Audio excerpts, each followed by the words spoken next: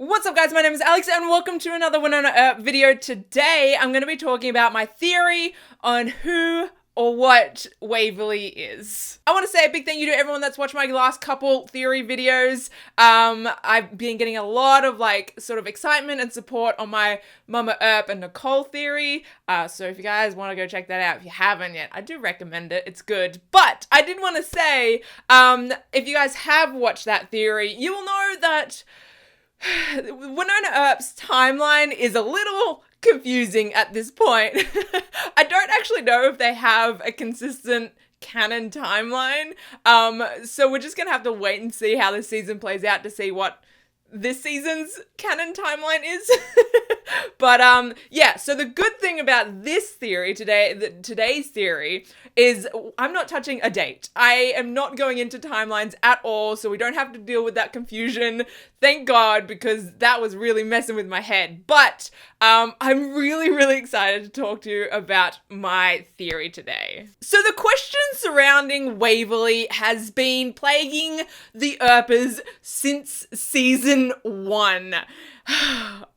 It has been killing me, and I was like, I was so frustrated that we didn't learn it in season 2. I was like, we're gonna have to wait another year. So yeah, it's been something that's been just plaguing my mind for a while now. But I think I have a really solid theory of who/what she is. So you guys have probably seen the title of this video, but I do want to say it's not as black and white as that. I have a very specific theory to who she is or what she is. So the title of this video will make sense by the end of the video.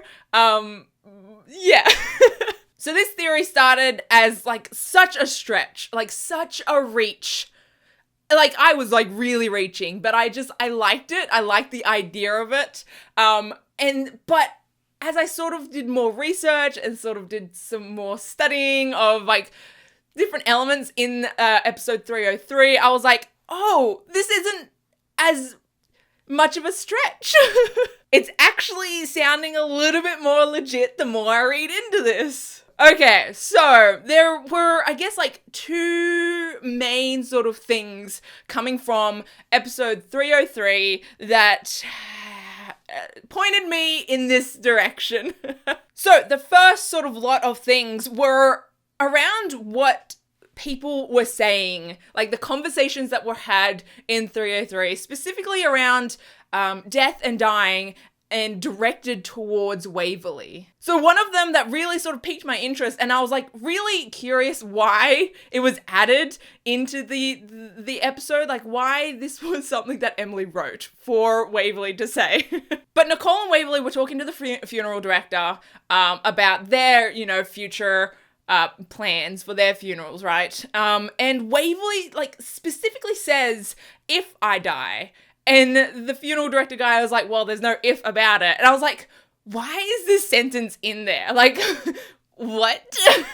Now, granted, I can picture someone just saying that in real life. I just slip of the tongue. But this is something that's been written out and has been scripted, and it's a 2-part conversation. Waverly says something offhandedly, and then the funeral director replies to that. And so I was like, that's interesting. Again, we're still in the reaching stages of this theory.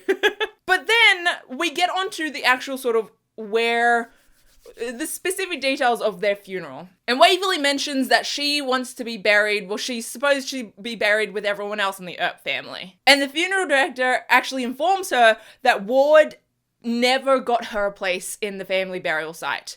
He got a place for everyone else except for Waverly. And initially, if you guys saw my review video, I was like, wow, what a dick. But when I was editing that review video, when I was going through the episode to get screenshots for that video, it kind of hit me. I was like, what if he didn't get her a burial site because he knew she was never gonna die? So there's a couple of sort of things that I'm like, oh, this is interesting, but we're still in the reaching stages of this theory. So now we get on to Nicole.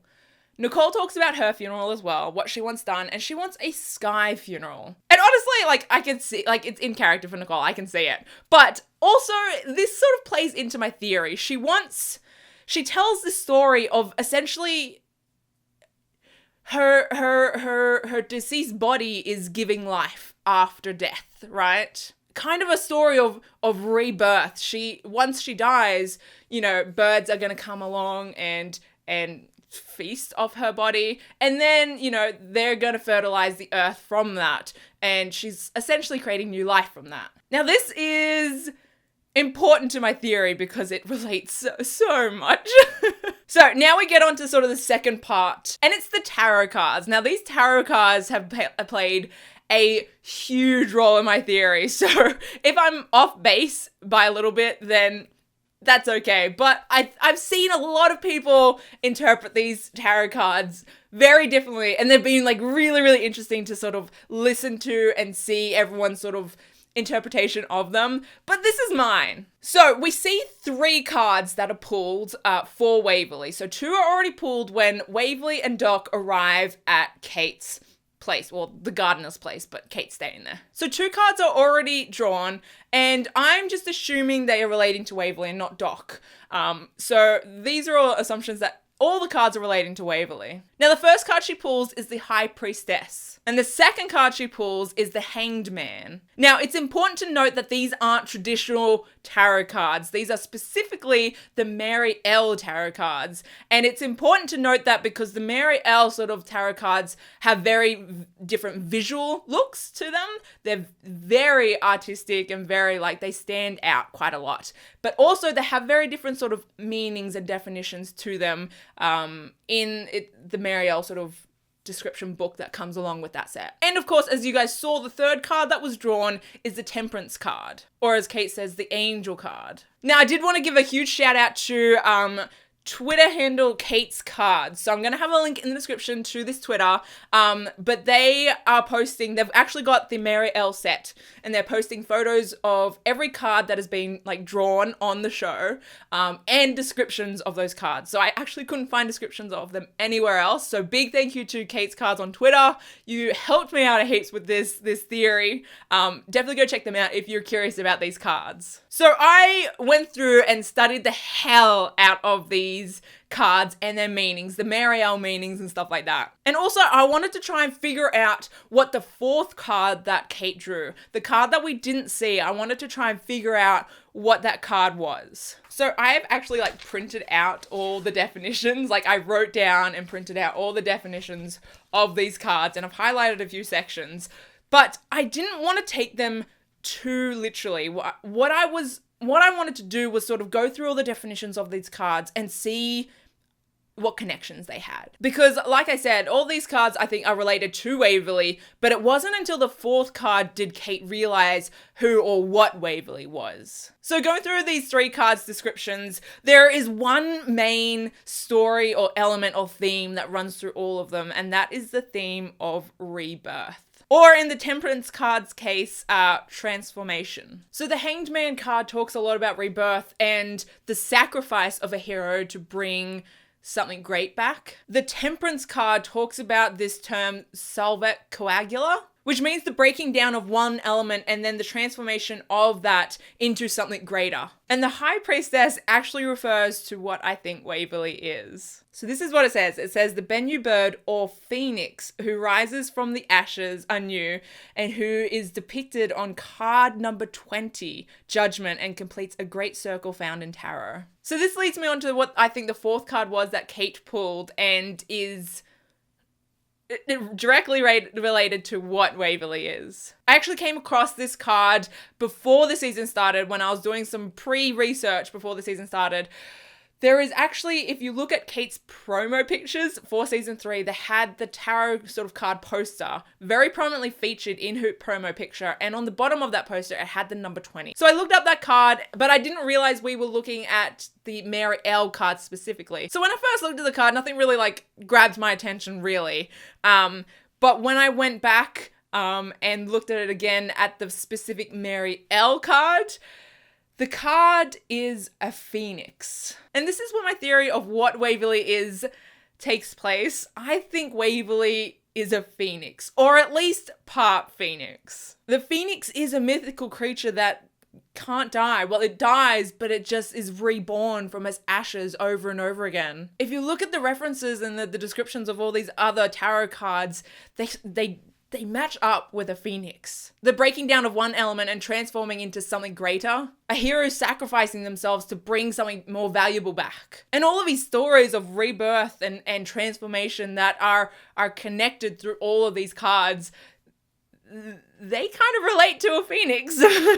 And if you need more convincing that Waverly is a phoenix, the actual description of the Judgment card talks about how scribes are possibly the greatest gift to humankind. It talks about how recording of history makes the record of our knowledge fluid, ancient, and immortal. And honestly, I don't know anyone that is more knowledgeable in the history of the Ghost River Triangle than Waverly. And also, going back to the Temperance card, when Kate pulls it, it's reversed. And she tells Waverly about the traditional meanings of the reverse card, but the Mary L meanings are neutered, made grey, and tamed.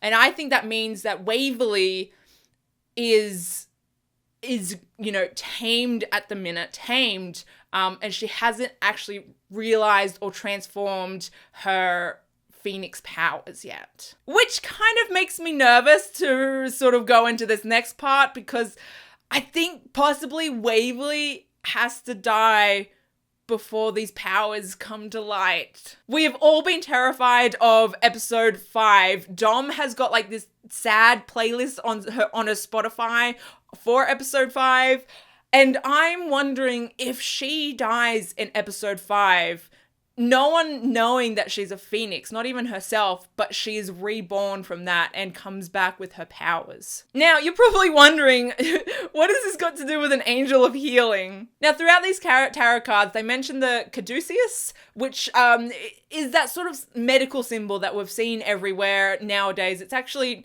probably not the right staff to use for the medical symbol, but anyway, that's another thing. Yeah, so the caduceus is actually referenced throughout these tarot cards, and I did some research on it. I actually found this caduceus sort of statue that someone had created. And when I saw this statue, the first thing that it sort of reminded me of was the angel and the snake that we see in the intro of Wynonna Earp. So the guy that made this statue talks about it, and he says, recognized internationally as the universal symbol of medicine, the caduceus has become an angel of healing, rising like the mythical phoenix, heralding a new era of harmony and peace to heal the earth and all its inhabitants with love as the master physician. And honestly, that's my theory.